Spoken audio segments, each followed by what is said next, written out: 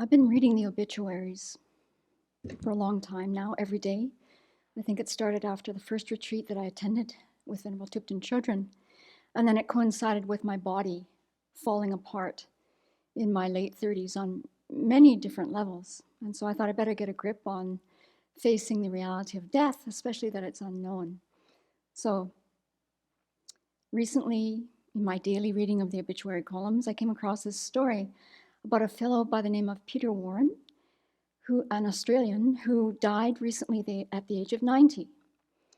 And, that's reasonable that people die at the age of 90. What I am paying attention to actually are the people my age and younger who die because I want to know why they died. And sadly, that list every year is getting longer and longer. It's taking me longer to figure out, okay, why did you die if you're my age or younger? So sadly, this fellow was out sailing. It's something he's done his entire life. And a rogue wave came along, hit the boat he was in with another person. And they both ended up in the water. The person he was with was younger. He fished Peter out of the water and got him to shore, but he didn't make it. So the real story behind this obituary is the fact that Peter Warren, maybe you know this name, Venerable Lamso, he's famous, or was famous, for this extraordinary thing that happened way back in 1966.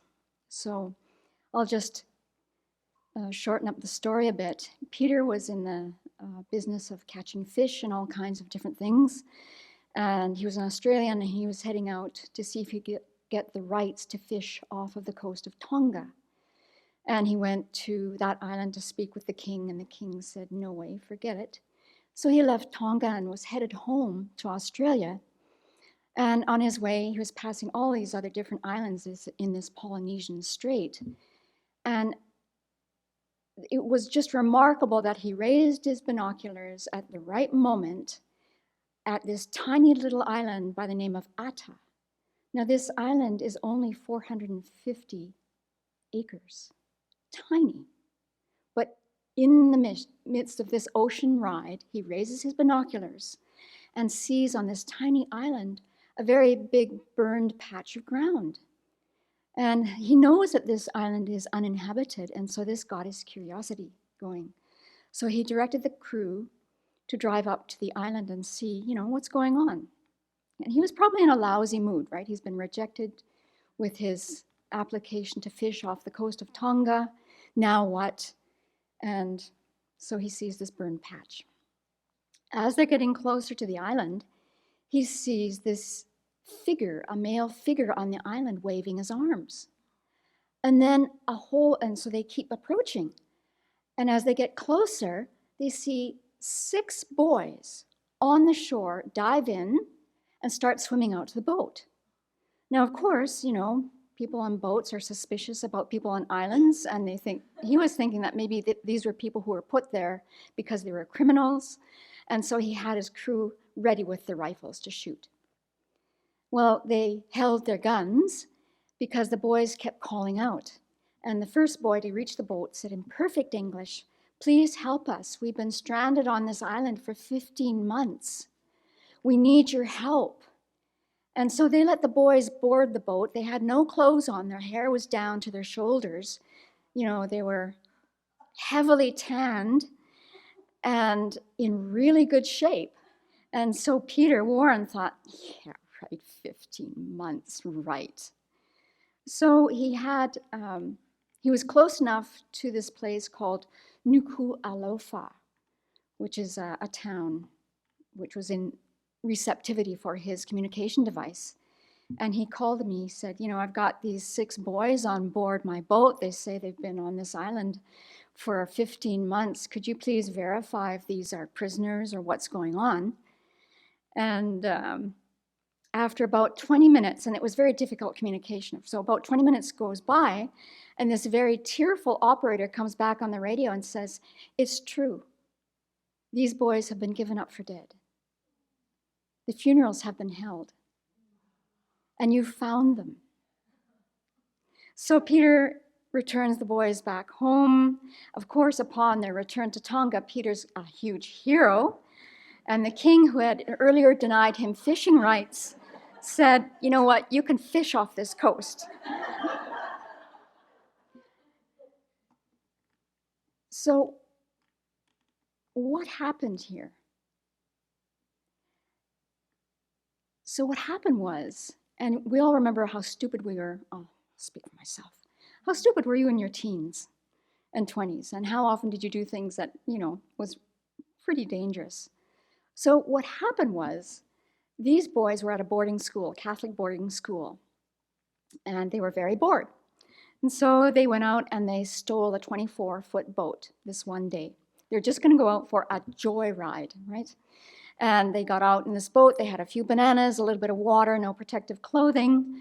And it was really fun, so they kept sailing, right? And then they didn't anticipate that the weather would change, oddly enough. And then this boat got swept up in this storm that lasted for many hours. The storm broke the rudder and their sail, and then they were drifting without any way of steering for 8 days. Very little water. I don't know. The story doesn't explain how they managed that one. But eventually these boys, and they ranged in age from 13 to 16. Eventually they saw this island, Ata, A-T-A, you can Google that, this tiny island. They're about 100 miles away from where they left.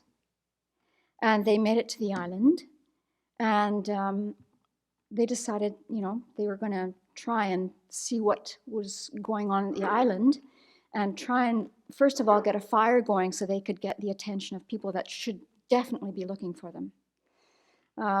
So they lived off raw fish, coconuts, birds' eggs, and after about 3 months, they found the ruins of a little village. And so in the rubble, they found a machete and domesticated taro plants and a flock of chickens. And so they got this fire going, which they kept going for the entire stay. They eventually built a makeshift settlement, a thatched hutch roof, a garden, and for recreation, they built a badminton court and an open-air gymnasium, complete with a bench press. Of course, I wonder what girls would build. I think we know. One of the boys made a guitar out of debris from the boat, and they began and ended every day with songs and prayer. So what really gets my attention with this story is this next part. So the 16-year-olds were likely in charge, right? They established a strict duty roster, which rotated working with resting and gathering food and watching for ships and keeping the fire going. 6 boys, 13 to 16. If a fight broke out, the individuals had to walk to the opposite end of the island and return when they'd cooled off. And then one of the boys at one point was doing some jumping, athletic stunts or something, and he broke his leg. And all the boys got together and they made some very crude splint, and his leg healed perfectly, according to the story. So what really is striking to me is how these boys managed their situation. And just looking at it from a karmic point of view too. I mean, Peter could have easily just not looked in that moment at that tiny island.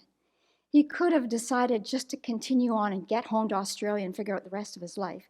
He could have had his team shoot at the boys. He could have, done any of those things. The boys obviously didn't have the karma to die that day. All 6 of them survived. When they did get back to Tonga, the man whose boat they stole, he had them all arrested for stealing. But Peter, again, steps up to the plate, this Peter Warren. He could have excused himself after this. Hey, boys, you know what? Have a good life. I'm very happy I helped you out. But no, he got involved again. And what he did was he thought, this is Hollywood material for a movie. So Peter had contacts with TV World in Australia. Peter got the rights for this little movie. And then he also paid the owner of the boat £150, which then inspired the owner of the boat to drop the charges. So I keep coming back to this story that I read a few months ago, and I have many questions about this. You know, how would I have behaved at 15 in this situation? It's a good one for all of us to think about. We know that venerable children would have established a monastery in no time. All those people would be anagarkas and then ordained. The problem of robes would have been a big one. But, you know, really, how would we have behaved? And we're continuing to live in a world in the grips of COVID. So, you know, as we think of this story and what we've lived through the last 15 months here, or 16 months, whatever it is, you know, what have we learned about ourselves since January 2020? How have we worked through difficult times? How have we reached out to be of benefit to others? How has our resilience grown? And where are we working, or how are we working with the moments that, you know, our afflictions again took over? And what thoughts have we had about how to benefit the poorest nations in the world right now, who will not come out of this pandemic until they receive help from the country that we're living in? And we're not going to be successful in overcoming COVID-19 until those people, all people worldwide, basically are vaccinated. So this is absolutely not the time to be silent. I'm talking to myself right now. It's our responsibility to write to government officials and continue to press them to send people and vaccines to countries in need. And how will I work with my reactivity towards people who refuse to get vaccinated? And how will I work with my disregard for their need to wear a mask and social distance? This is something I have to work on. So it's best to begin right now with this cultivation, ongoing cultivation of compassion. Because you know what, this situation I just described, we're going to meet with it over and over again. As a postscript to this story, which is very touching, after he had this adventure with rescuing the boys, Peter Warren moved with his family to Tonga. And he lived there for 30 years before returning to Australia. He hired all 6 boys as crew members. And he remained especially close to one of the boys who sailed with him for decades. In 1990, Peter Warren adopted the Baha'i faith and gave up commercial fishing. So may this story inspire us to reach out to others and continue to grow our capacity to do so.